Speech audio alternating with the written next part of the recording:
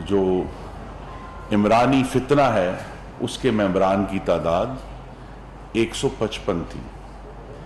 155 سے اکثریت حاصل کرنے کے لیے ہر قسم کے قبیح ہتھ کنڈے، ہارس ٹریڈنگ، مختلف طریقوں سے آزاد اراکین پر اثر ڈالنا، یہ تب حربے استعمال ہوئے تو پنجاب میں عمرانی فتنے کی حکومت قائم ہوئی۔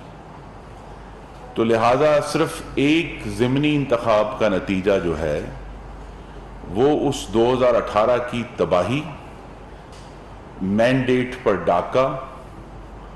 اور جمہوریت کی جڑیں کاٹنے کا عمل جو عمرانی فتنے نے کیا، وہ 17 جولائی کا انتخاب اس کو کٹ نہیں کر سکتا، اس کو ختم نہیں کر سکتا۔ اور اللہ تعالیٰ کا بے حد کرم ہے کہ عمرانی فتنے کے بد اعمال کے برعکس 17 جولائی کو کوئی پریزائڈنگ افسر اغوا نہیں ہوا، کہیں بھی سڑکوں پر گولیاں چلنے نہیں دی گئیں، کسی بھی جگہ پر 20 حلقوں میں خواتین کو ہراساں نہیں کیا گیا، پولنگ کو زبردستی آہستہ کرنے کا عمل کہیں نہیں استعمال ہوا، اور ایک صاف اور شفاف انتخاب جو ہے وہ ہوا۔ مسلم لیگ نون نے اپنی سیٹوں میں اضافہ کیا، ہمارے ووٹوں میں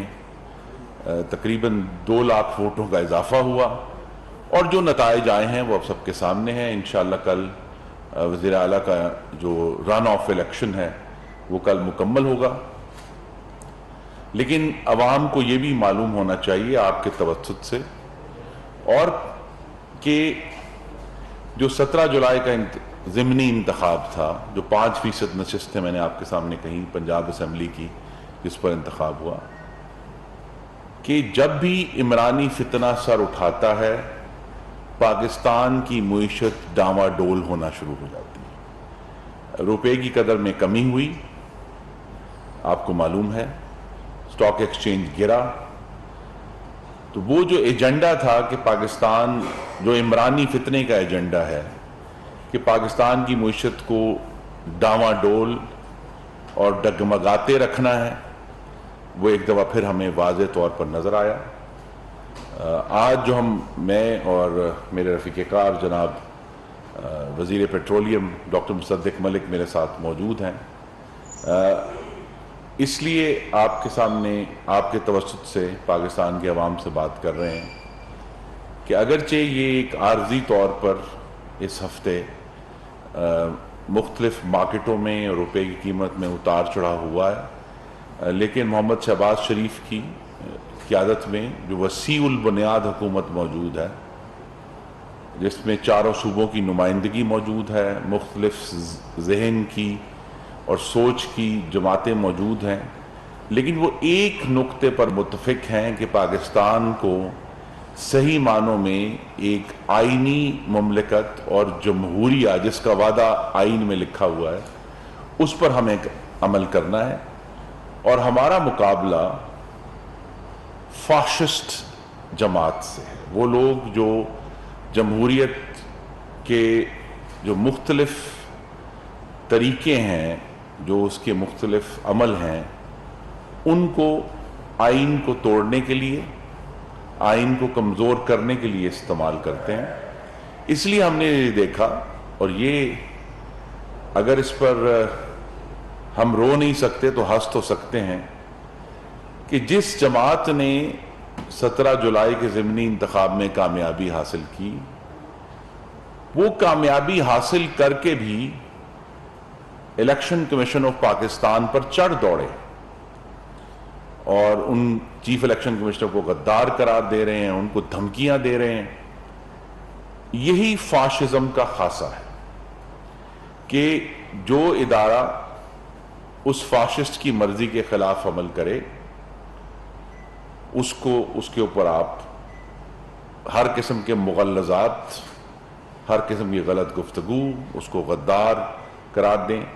میں یاد کرا دوں کہ جب پچھلے سال ڈسکا میں الیکشن کمیشن نے ری پول کا فیصلہ کیا تھا تو اس وقت کے وفاقی وزیر برائے پارلیمانی امور نے سینٹ میں یہ کہا تھا کہ ایسے اداروں کو تو آگ لگا دینی چاہیے. تو عمران خان کا ایجنڈا جمہوریت اور آئینی اداروں کو آگ لگانے کا ہے، اور ہم یہ جو وسیع البنیاد حکومت ہے یہ اس آگ کو بجھانے آئے ہیں، ان اداروں کا تحفظ کرنے آئے ہیں. اور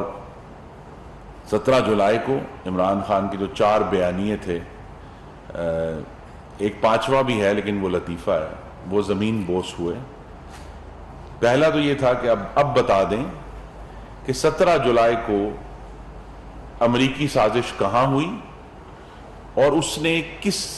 کی حمایت کی. یہ بیانیہ زمین بوس ہو گیا، دھڑام سے منہ کے بل نیچے آ گرا. دوسرا جو بیانیہ تھا ایکس اور وائی کا،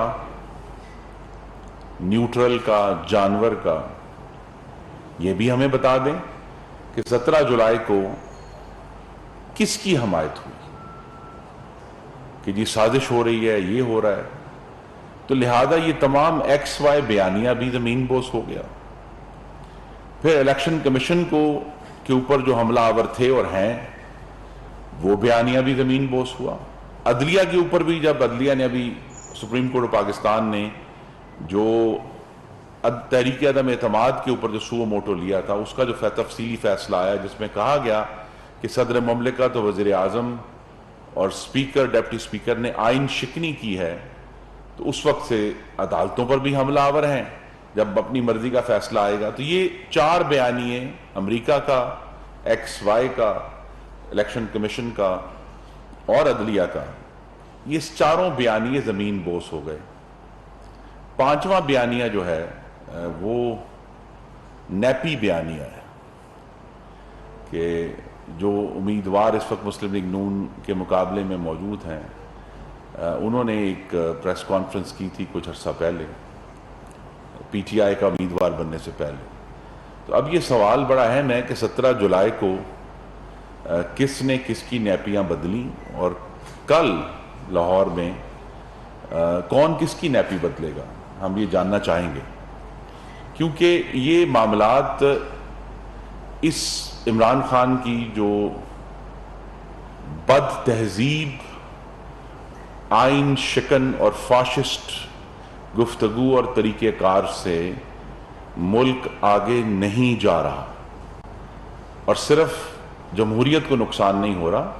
پاکستان کی معیشت کو نقصان ہو رہا ہے. اور وہ تمام ادارے، ممالک جو پاکستان کو قریب سے دیکھتے ہیں، ہمارے دوست ہیں، ہمارے پارٹنر ہیں، وہ پریشان ہیں کہ کیا پاکستان بھی عمران خان کے فتنے کی وجہ سے ہم سے کچھ دور سری لنکا کی طرف تو نہیں جانا شروع ہو گیا. اس بات کی وضاحت وزیر خزانہ نے کی ہے، میں اس کو دہرانا چاہتا ہوں کہ اللہ تعالیٰ کے کرم سے یہ وسیع البنیاد حکومت پاکستانیوں اور ان کے بچوں کے معاشی مستقبل کی محافظ ہے، اور ہم یہ انارکی جو عمران خان پھیلانا چاہتے ہیں اس کے سامنے دیوار بن کر کھڑے ہیں. ہم میں سے زیادہ، ہم جو حضرات موجود ہیں ان سے زیادہ کسی کو احساس نہیں ہو سکتا کہ جو حالیہ ہم نے تیل کی قیمتوں کو بین الاقوامی قیمتوں کے قریب ہم لے کر آئے ہیں، اس سے پاکستان کے عوام کو تکلیف پہنچی ہے. جو مہنگائی ہے اس سے پاکستان کو تکلیف پہنچی ہے. لیکن یہ یاد رکھیں کہ 9 اپریل 2022 تک اس ملک پر عمرانی فتنے کی حکومت تھی، اور ابھی جب یہ بجٹ کے نمبرز آئے ہیں تو اس بجٹ کے نمبرز تو ہم تو اس کے ذمہ دار ہیں جو 19 اپریل 2022 کے بعد جس دن کابینہ بنی، اس کے بعد جو معاملات ہیں اس کے ہم ذمہ دار ضرور ہیں، لیکن اس سے پہلے کی خرابی، مہنگائی، کساد بازاری، بے روزگاری کی ذمہ داری